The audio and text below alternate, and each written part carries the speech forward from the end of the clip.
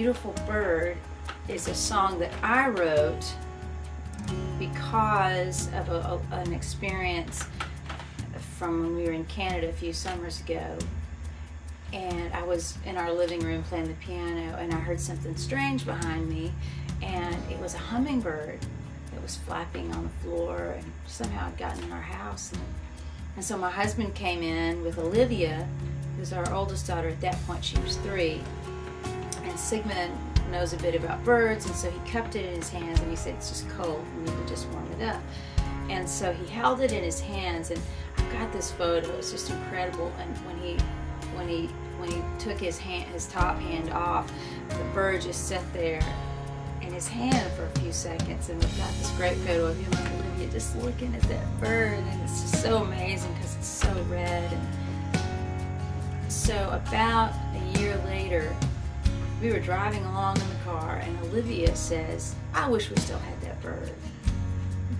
And I said, what bird are you talking about? She said, you know, the bird from our house.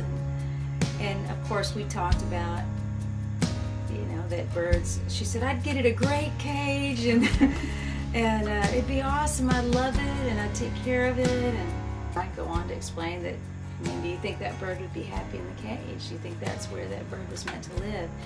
And I started thinking about how so many of us live in a cage, you know, and sometimes it's self-inflicted, sometimes it's inflicted upon us.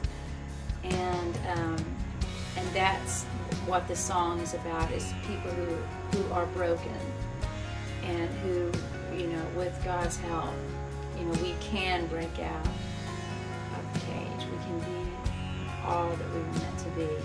My husband Sigmund has a book coming out called Broken Angel, and he was writing this book, and I had written this song, and they had nothing to do with one another. I sent it to Sigmund. Sometimes I do that if I really like a song. And he said, did you write this about my book? And I said, no, I didn't. He said, it's exactly everything about the book. Mm-hmm. And it was just a weird God thing, I guess. And so the song and his book are like, just the storylines coincide, just totally coincidental. And so I'm going to do a music video for the song, and then I think that he's going to use the music video to help promote his book. It just kind of gives a lot of emotion, I guess, to his story, in terms of, like, you know, just kind of sets his story to music a bit.